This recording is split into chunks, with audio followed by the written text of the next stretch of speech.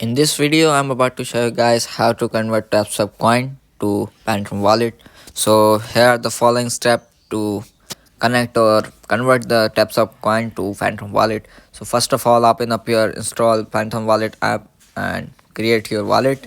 And now you have to open up your Telegram app and open Tapswap bot. And after it, tap on the task button at the bottom corner of the screen and select connect Solana wallet.